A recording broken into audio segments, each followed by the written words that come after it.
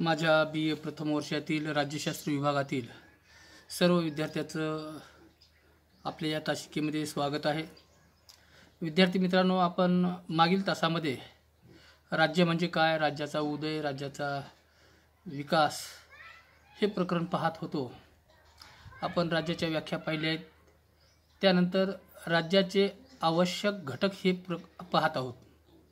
आपण राज्य या आवश्यक घटकांचा विचार करत असताना राज्याचे 4 आवश्यक घटक आहेत आणि ते घटक आपण पाहत असताना लोकसंख्या, भूप्रदेश आणि शासन या घटकांचा अभ्यास केलेला आहे। राज्याचा आधारभूत घटक, महत्त्वपूर्ण घटक म्हणजे लोकसंख्या आहे। जिथं लोकसंख्या नाही तिथं राज्य होऊ शकत नाही। मग ही लोकसंख्या किती प्रमाणात असावी हे त्या राज्याच्या भूप्रदेशावर अवलंबून असेल।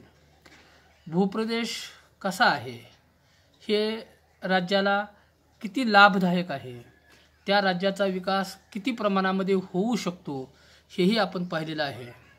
नैसर्गिक खनिज साधन संपत्ती यांनी युक्त असलेला भूप्रदेश हा राज्यासाठी लाभदायक ठरू शकतो।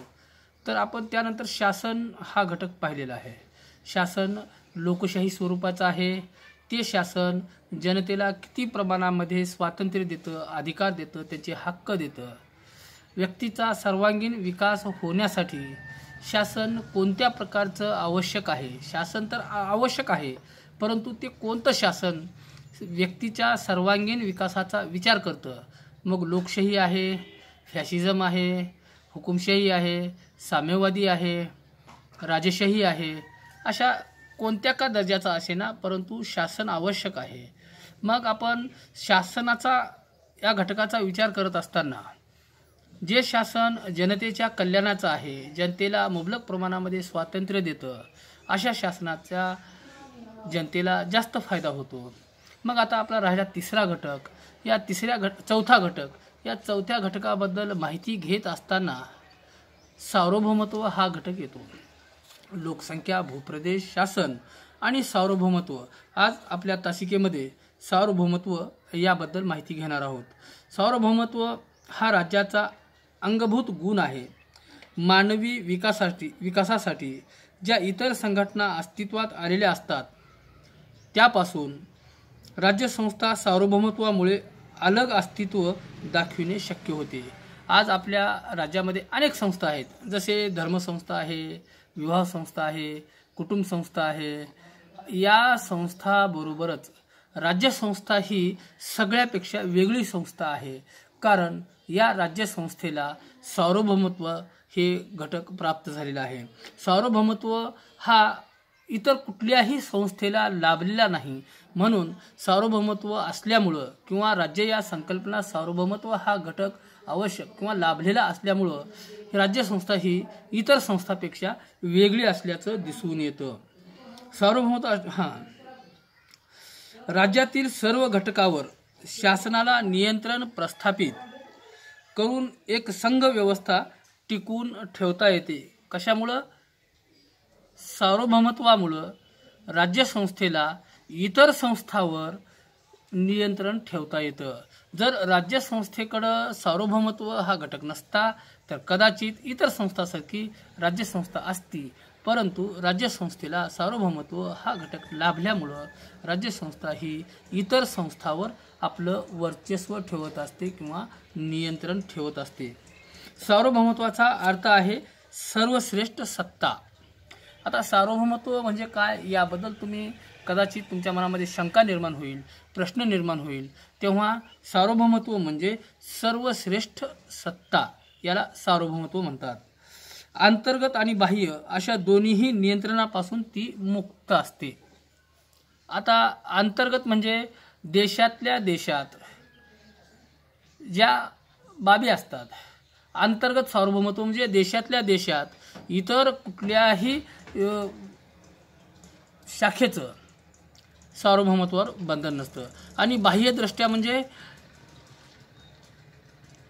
अमेरिका असेल, इंग्लंड असेल, रशिया असेल, चीन असेल, फ्रान्स असेल, कॅनडा असेल, जगातले कुठलेही राष्ट्र असो, उदाहरणार्थ आपण भारत या देशाचा विचार करू.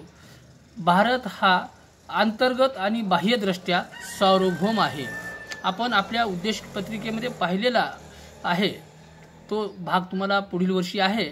परंतु सार्वभौमत्व, आम्ही भारताची लोक सार्वभौम समाजवादी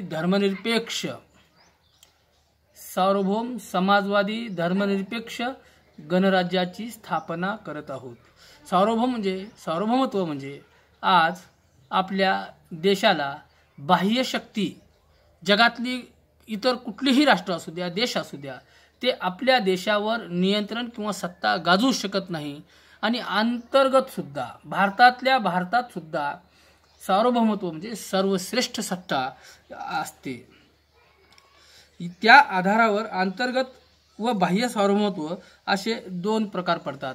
अंतर्गत सार्वभौमत्व म्हणजे भारतातल्या भारतात आणि भारताच्या बाहेरील जे शेजारील राष्ट्र आहेत. भारत अंतर्गत दृष्ट्याही सार्वभौम आहे आणि भारताच्या बाहेर म्हणजे बाह्यदृष्ट्या सुद्धा भारत सार्वभौम आहे. अर्थात सार्वभौमत्व ही शक्ती म्हणजे सर्वश्रेष्ठ सत्ता. आणि या अंतर्गत सार्वभौमत्वाचा अर्थ राज्यामधील सर्व व्यक्ती आणि इतर संस्था यावर सार्वभौमत्वाचे कायदेशीर वर्चस्व प्रस्थापित होते. राज्यापेक्षा कोणीही श्रेष्ठ असू शकत नाही. राज्य सर्वश्रेष्ठ आहे. राज्यापेक्षा आपल्या देशाचा राष्ट्रपती असो, पंतप्रधान असो, मंत्रिमंडळ असो आणि न्यायव्यवस्था असो, कोणीही असो, या देशातली प्रत्येक व्यक्ती आणि या देशातला प्रत्येक समूह यापेक्षा राज्य हे सर्वश्रेष्ठ आहे. राज्याच्या कायदेशीर आज्ञेचे सर्वांनाच पालन करावे लागते. अंतर्गत सार्वभौमत्व म्हणजे राज्याची सर्वोच्च, निरंकुश व सर्वव्यापी सत्ता होय.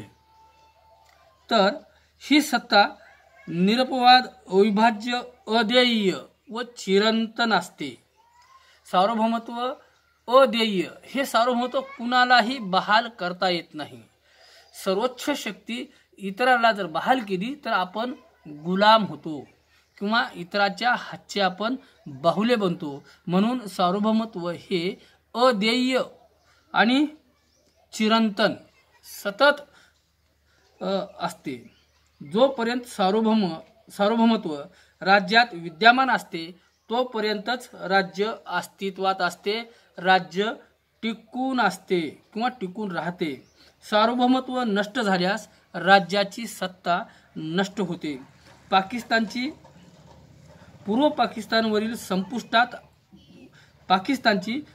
पाकिस्तानवरील सत्ता संपुष्टात आल्यामुळे 1971 मध्ये बांगलादेश हे स्वतंत्र व सार्वभौम राज्य अस्तित्वात आले. बाह्य सार्वभौमत्व म्हणजे राज्यावर राज्याबाहेरील कोणत्याही शक्तीचे नियंत्रण नसणे, अर्थात दुसऱ्या राज्याचे किंवा संघटनेच्या नियंत्रणापासून मुक्त असणे होय.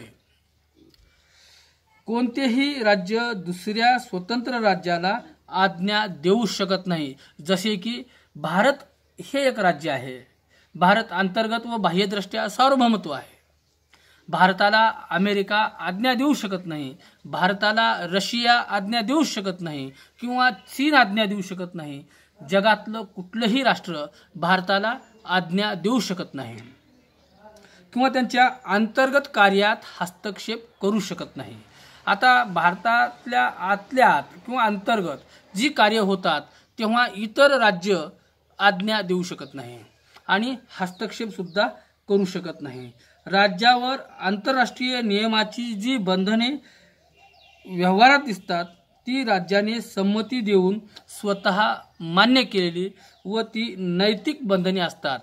जसं की युनायटेड ऑफ नेशन किंवा जागतिक राष्ट्र संघटना ही जी आहे, ह्या जागतिक राष्ट्र संघटनेची जे बंधन आहे ते प्रत्येक राज्य स्वतःच्या इच्छेनं मान्य केलेले नियम आणि बंधनं आम्ही पाळण्यास तयार आहोत अशा प्रकारचं ते सांगतात. त्यामुळे बाह्य क्षेत्रात राज्य सार्वभौम असतं.